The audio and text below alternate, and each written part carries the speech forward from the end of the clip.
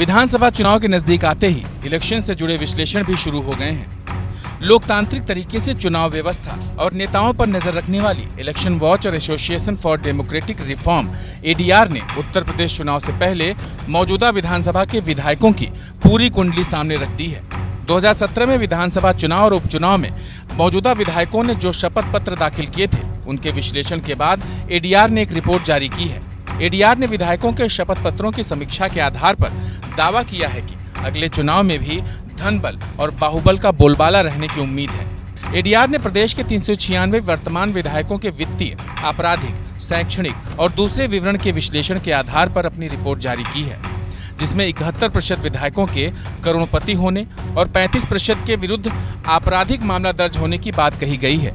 विश्लेषण में विधानसभा की 7 रिक्त सीटों को शामिल नहीं किया गया है। विश्लेषण वर्ष 2017 में हुए विधानसभा चुनाव और उसके बाद उपचुनावों में उम्मीदवारों द्वारा प्रस्तुत शपथ पत्रों पर आधारित है। एडीआर के विश्लेषण में सामने आया है कि 396 विधायकों में से 140 विधायकों के विरुद्ध आपराधिक मामले दर्ज हैं। इनमें से 106 विधायक ऐसे हैं जिनके विरुद्ध गंभीर धाराओं में मुकदमे दर्ज हैं। 7 विधायक ऐसे भी हैं जिनके विरुद्ध हत्या की रिपोर्ट दर्ज है। जिन विधायकों के विरुद्ध आपराधिक मामले दर्ज हैं, उनमें बीजेपी के 106 विधायक, समाजवादी पार्टी के 18 विधायक, बीएसपी के 2 और कांग्रेस के 1 विधायक का नाम शामिल है। इसके अलावा 71% विधायक करोड़पति हैं।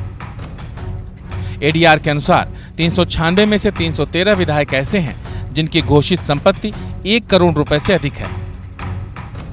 इनमें सर्वाधिक करोड़पति 235 विधायक बीजेपी के, 49 समाजवादी पार्टी के और 15 बीएसपी के और 5 कांग्रेस पार्टी के हैं। इन विधायकों की औसतन संपत्ति 5.85 करोड़ रुपए है। देखा जाए तो चुनावी सुधारों पर होने वाली तमाम चर्चाओं में राजनीति का अपराधीकरण एक अहम मुद्दा रहता है। राजनीति का अपराधीकरण, अपराधियों का चुनाव प्रक्रिया में भाग लेना हमारी निर्वाचन व्यवस्था का एक नाजुक अंग बन गया है। राजनीति का अपराधीकरण भारतीय लोकतंत्र का एक ऐसा स्याह पक्ष है जिसके मद्देनजर सर्वोच्च न्यायालय और निर्वाचन आयोग ने कई कदम उठाए हैं, लेकिन ये पूरी तरह प्रभावशाली नहीं रहे हैं। वर्ष 1993 में वोहरा समिति की रिपोर्ट और वर्ष 2000 में संविधान के कामकाज की समीक्षा करने के लिए राष्ट्रीय आयोग की रिपोर्ट ने पुष्टि की है कि देश की राजनीति में गंभीर आपराधिक पृष्ठभूमि वाले व्यक्तियों की संख्या बढ़ रही है। पिछले लोकसभा के चुनावों के आंकड़ों पर गौर किया जाए तो स्थिति यह है कि आपराधिक प्रवृत्ति वाले सांसदों की संख्या में वृद्धि ही हुई है।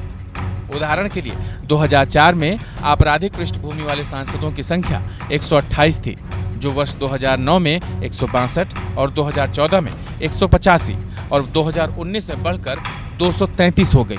वर्ष 2002 में सर्वोच्च न्यायालय ने भारत सरकार बनाम एसोसिएशन फॉर डेमोक्रेटिक रिफॉर्मवाद में ऐतिहासिक फैसला सुनाते हुए कहा कि संसद, राज्य विधानसभाओं या नगर निगम के लिए चुनाव लड़ने वाले प्रत्येक उम्मीदवार को अपनी आपराधिक, वित्तीय और शैक्षिक पृष्ठभूमि की घोषणा करनी होगी। एक और अहम फैसले में सर्वोच्च न्यायालय ने कहा कि एक संसद सदस्य या राज्य विधानमंडल के सदस्य को दोषी ठहराए जाने पर चुनाव लड़ने से अयोग्य ठहराया जाएगा और उसे अदालत द्वारा 2 वर्ष से कम की कारावास की सजा नहीं दी जाएगी।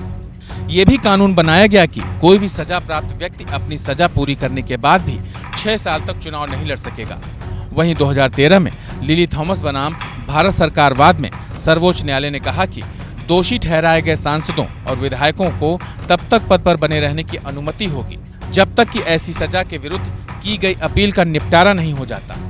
सर्वोच्च न्यायालय ने जनप्रतिनिधियों के खिलाफ मामलों के जल्द निपटारे के लिए विशेष अदालतों के गठन का भी आदेश दिया। आगे भी जरूरी है कि राजनीति में अपराधियों की बढ़ती संख्या पर रोक लगाने के लिए कानूनी ढांचे को मजबूत किया जाए। साथ ही राजनीतिक दलों को अपना नैतिक दायित्व निभाते हुए गंभीर अपराध में दोषी ठहराए गए लोगों को दल में शामिल करने और उन्हें चुनाव लड़वाने से बचना चाहिए। इसके अलावा आम जनता के मध्य जागरूकता फैलाए जाने की भी आवश्यकता है ताकि जनता आपराधिक पृष्ठभूमि वाले प्रत्याशियों का चुनाव न करे। Bureau report.